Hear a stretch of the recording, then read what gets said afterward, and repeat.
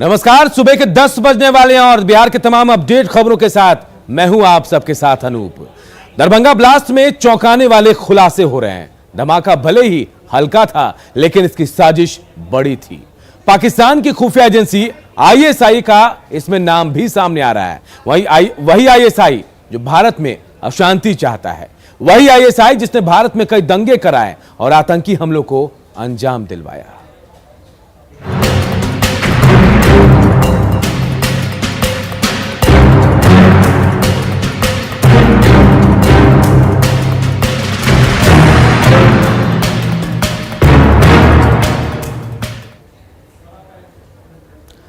और सबसे पहले बात एक बड़ी खबर की जो दरभंगा पार्सल ब्लास्ट से जुड़ी हुई है। दरभंगा जंक्शन पर हुए ब्लास्ट में बड़ी आतंकी साजिश और इसके तार जो है आईएसआई से जुड़े होने के पुख्ता साक्ष्य हाथ लगे हैं। साजिश में शामिल संदिग्धों के बिहार, तेलंगाना और उत्तर प्रदेश से होने की वजह से जांच की जिम्मेदारी अब एनआईए को सौंपी जा सकती है। जल्दी एनआईए को मामले सौंपे जाने की संभावना है। गौरतलब है कि बीते 6 दिनों की जांच में पार्सल ब्लास्ट का दायरा लगातार बढ़ता गया। बिहार में हुए इस ब्लास्ट का कनेक्शन पहले तेलंगाना और फिर झारखंड और उसके बाद उत्तर प्रदेश होते हुए अब जम्मू कश्मीर तक पहुंचा है। इसकी वजह से अब साफ होने लगा कि साजिश बहुत बड़ी थी।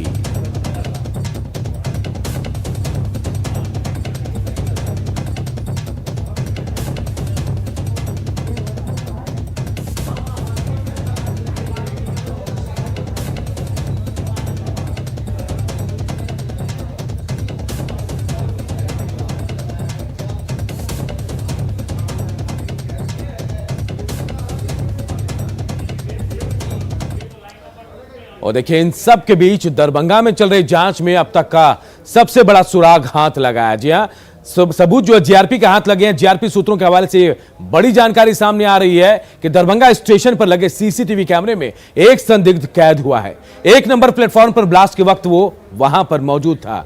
ब्लास्ट के बाद बेचैन दिखा वो युवक और ब्लास्ट होने की जगह पर कई बार वो गया। ओवरब्रिज की सीढ़ियों पर चढ़कर उसने मुआयना भी किया। और देखिए, हम आपको तमाम चीजें बता रहे कि कौन था वो संदिग्ध और क्या क्या गतिविधियां उसकी संदिग्ध रही है।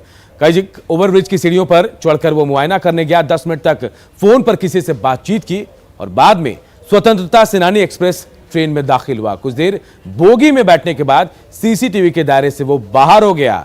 सफेद रंग का कुर्ता पजामा और सिर पर उसकी टोपी थी और ऐसे में जांच एजेंसी सीसीटीवी के आधार पर फोन पर किए बातचीत को देखते हुए फोन नंबर ट्रैक करने की कोशिश में लगी हुई है। आशंका जताई जा रही है कि सीसीटीवी में दिखने वाला मोहम्मद सुफियान हो सकता है, वही मोहम्मद सुफियान जिसका नाम धमाके वाले पार्सल के पैकेट पर लिखा हुआ था।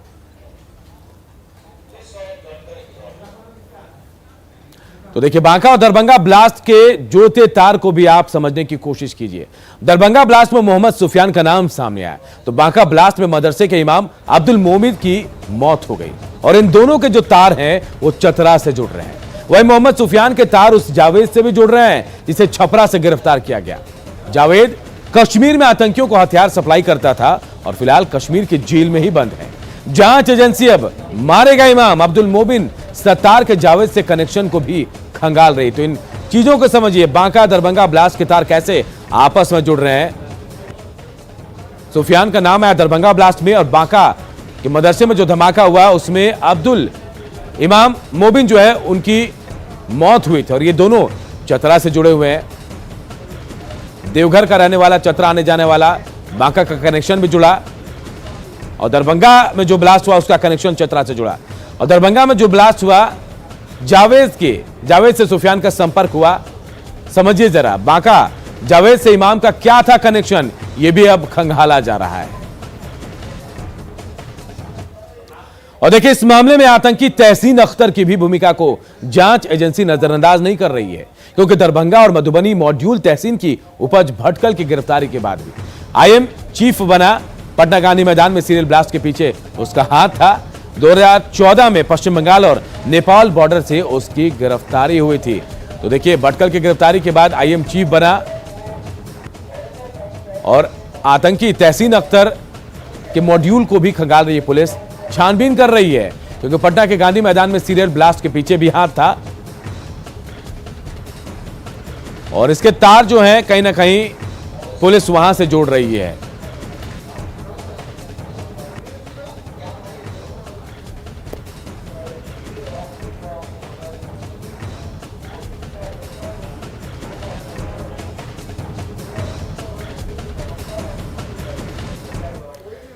और हमारे साथ दो सहयोगी जुड़े हुए हैं। पटना से अमित कुमार हमारे साथ जुड़े, दरभंगा से विपिन हमारे साथ जुड़े। अमित, सबसे पहले आपके पास आएंगे क्योंकि बड़ी साजिश की बू आ रही है।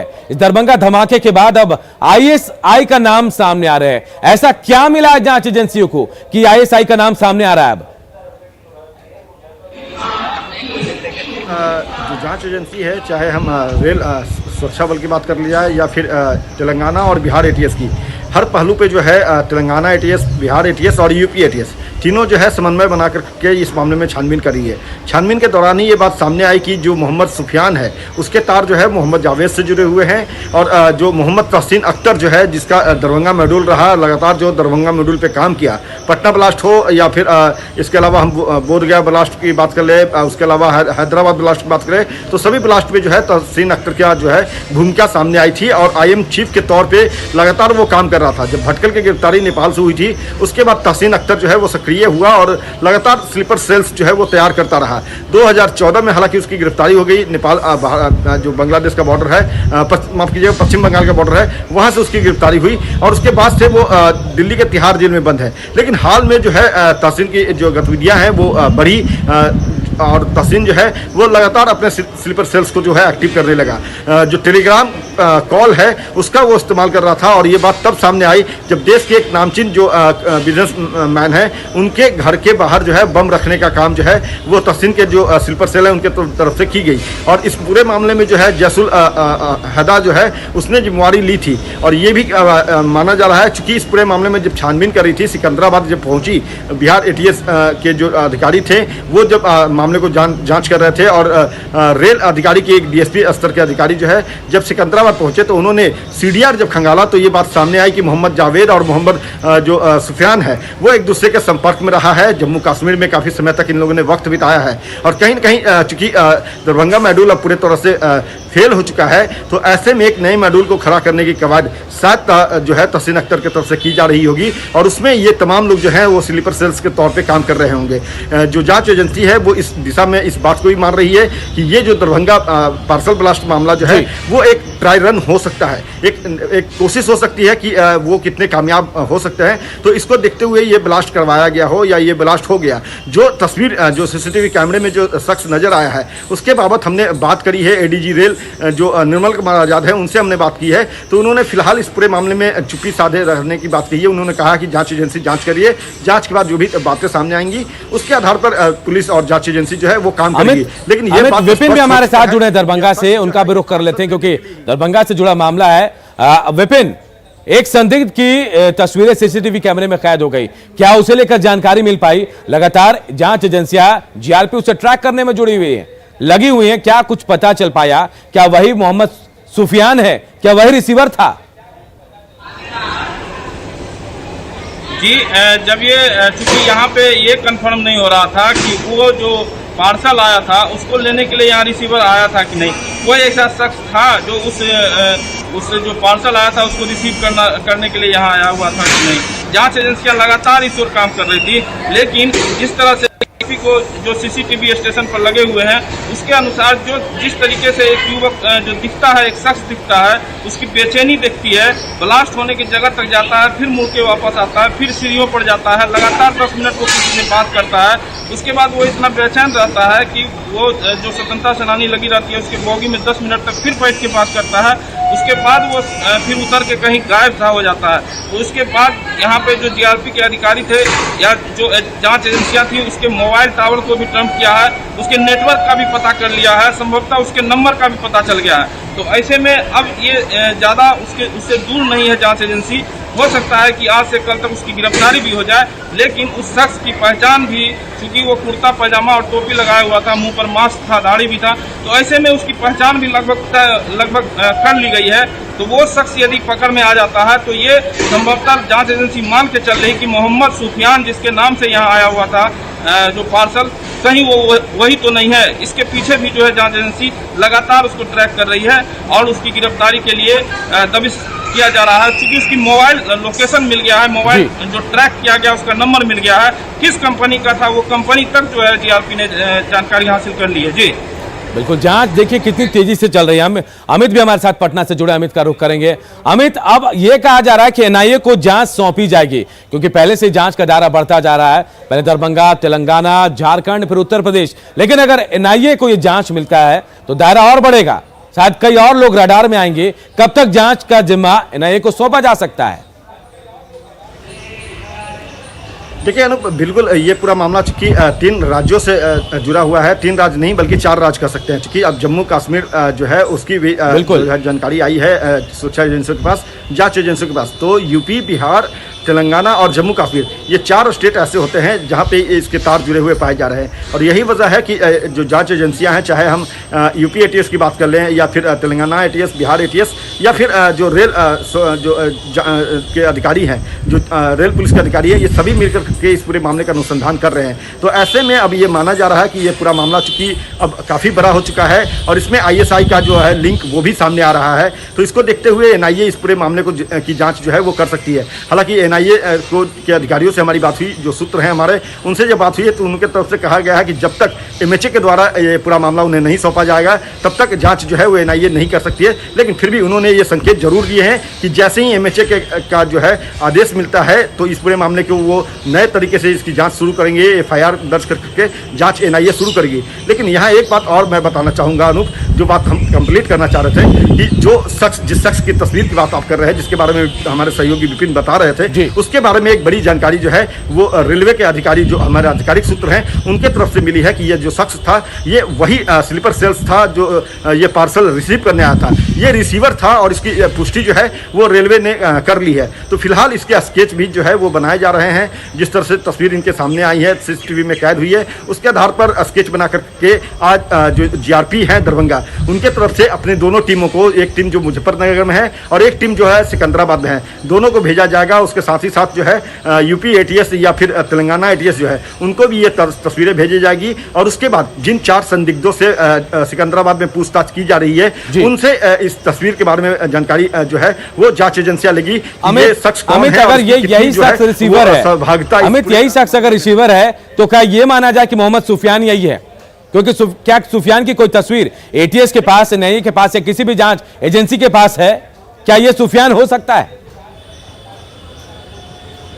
देखिए फिलहाल जो हमारे आधिकारिक सूत्र हैं उन्होंने ये जरूर कहा है कि ये शख्स जो है यही वो शख्स है जो रिसीवर है, लेकिन ये सुफियान है या नहीं है यह अब तक स्पष्ट नहीं हो पाया है। जो संदिग्ध पुलिस की हिरासत में है, जांच एजेंसियों की हिरासत में है, जिनसे पूछताछ लगातार जो है वो सिकंदराबाद और जो मुजफ्फरनगर है वहाँ पे जो की जा रही है, उनसे ये तस्वीर दिखा कर पूछा जाएगा कि क्या ये वही सुफियान है या फिर जो सुफियान है तो वो कैसा दिखता है, उसकी कद-कोठी कैसी है, तो उसको लेकर के भी एक स्केच बनाया जाएगा और उसके आधार पर आगे की जो जांच है वो तेज की जाएगी। लेकिन सबसे अहम और सबसे बड़ी बात है ये है कि जो मोहम्मद तहसीन अख्तर जो है आईएम का चीफ हुआ करता था, वो फिलहाल तिहाड़ जेल में है और वहां बंद होने के बावजूद, कड़ी सुरक्षा में होने के बावजूद भी जो है वो अपने स्लीपर सेल्स को एक्टिव कर रहा है। तो ये कहीं ना कहीं देश के लिए चिंता की बात है और जेल के अंदर अगर ऐसी गतिविधियां हो रही है तो चिंता की बात है।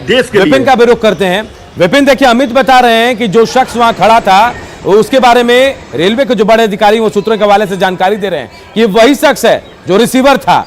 अब अगर उसकी गिरफ्तारी की बात की जा रही है, अगर ट्रैक कर लिया गया है उसके मोबाइल के लोकेशन को, तो कब तक गिरफ्तारी हो सकती है?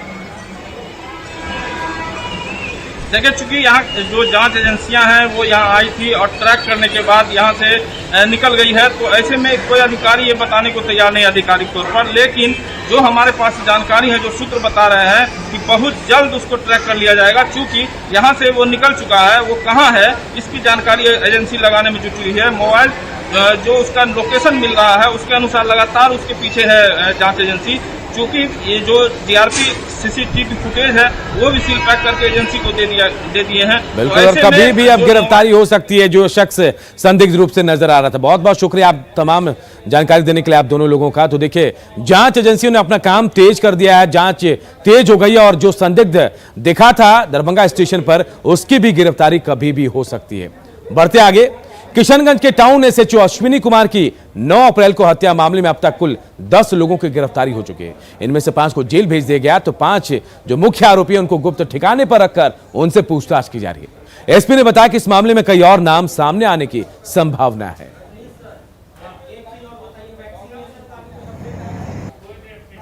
2 महीने पहले जो हमारे टाउन SHO की हत्या की गई थी बंगाल में, उसमें जो 10 आरोपी हैं जो वहाँ की जेल में थे, उसको हम लोगों ने हमारे केस में यहाँ पर रिमांड में लिया है, जिनको पुलिस अभिरक्षा में यहाँ के जेल में भेजा जा चुका है। उसमें से 5 जो मुख्य अभियुक्त हैं उनको हम लोग पुलिस रिमांड पर लेके पूछताछ कर रहे हैं। इस घटनाक्रम के सिलसिले को जोड़ा जा रहा है, इसकी कड़ियों को खंगाला जा रहा है और इसमें जो शामिल अन्य लोग हैं उनकी भी शिनाख्त करने में इससे सहूलियत हो रही है और हम लोग बहुत जल्दी इस केस में चार्जशीट फाइल करके स्पीड ट्रायल करवा के दोषियों को कड़ी से कड़ी। नालंदा के बिहार शरीफ में जिरायन नदी का कहर बरप रहा है। बरहोग गांव में नदी का ऐसा कहर बरपा कि कई आशियाने पानी में बह गए। पानी के तेज दबाव के कारण जहां हजारों एकड़ में लगी फसल जलमग्न हो गई, तो वहीं कई कच्चे मकान भी ध्वस्त हो गए। एक टूटे हुए घर का जायजा लिया हमारे सहयोगी अभिषेक ने।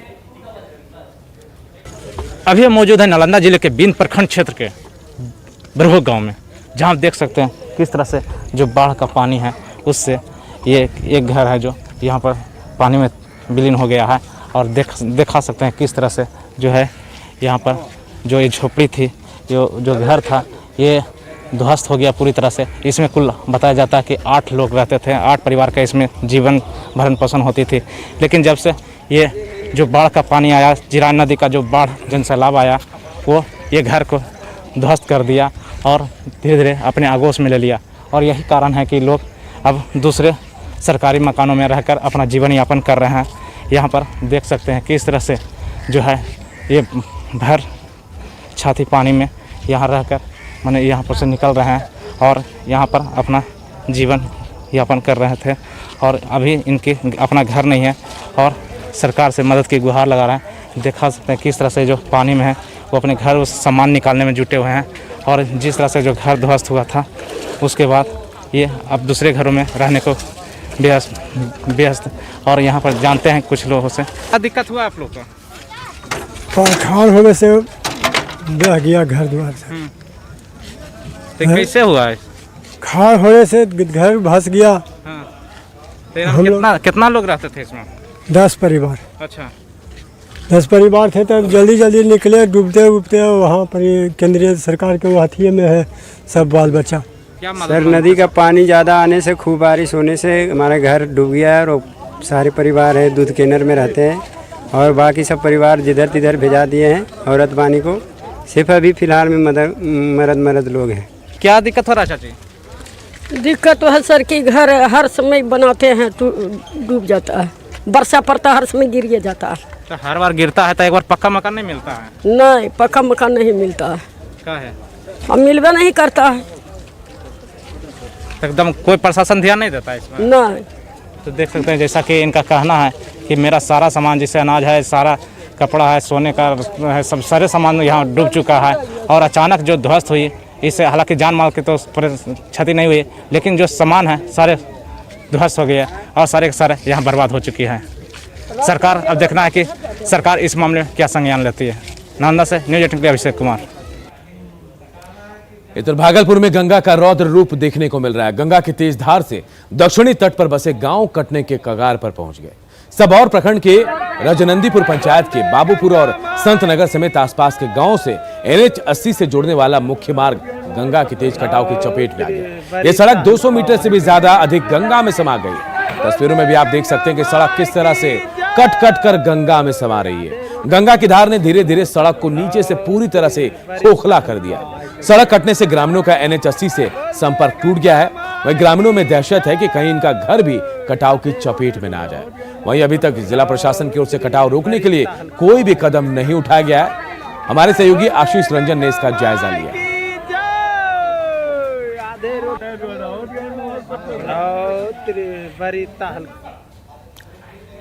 और देखिए, लोगों की शिकायत प्रशासन से भी है जो इनकी समस्याओं की तरफ ध्यान नहीं दे रहा। कैसा हमें जेबे भगवान मारी से पुणे में जाए कि क्या हम जाए को ठाड़े जैसे रास्ता है। कोई देखने के लिए कोई देखने लिए हमरा से नहीं छे। सांसद विधायक कोई नहीं, एकदम कोई देखने नहीं छे हमरा नहीं का। है लिए नहीं से कोई लिए नहीं से देखैला। ऐसे रहे छे पुनी के हम जाए आवे व्यवस्था नहीं छे, केना रहबे केना रह जेबे। रोड कट गया, आप क्या कीजिएगा? रोड कट गेले देते रोड केना तब न मसनी निकलबे जेबे। कितना तेजी से कट रहा है गाँव। खून तेजी से कटि रहले छै, एकदम छियो बियो एकदम। कोई देखे वाला करे वाला छेबे नहीं करे तो क्या देखते करते, कहियो थे नहीं से कोई घूरी के देखे ला। फिल्म अभिनेता मनोज वाजपेयी ने लोगों से कोरोना वैक्सीन लगाने की अपील की है। उन्होंने कहा कि टीका लगाकर ही कोरोना की तीसरी लहर से बचा जा सकता है।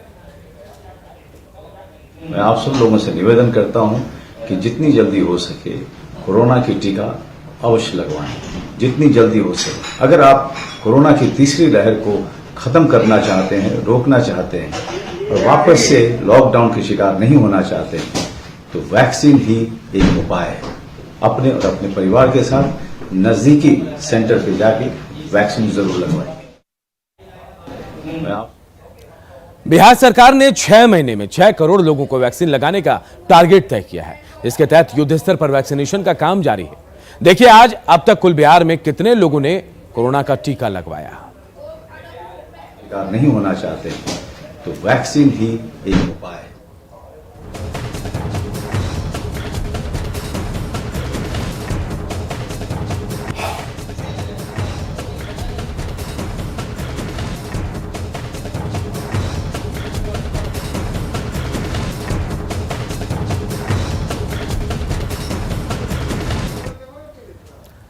न डरिए न डराइए, सच जानिए और वही बताइए। प्लीज अफवाह मत फैलाइए।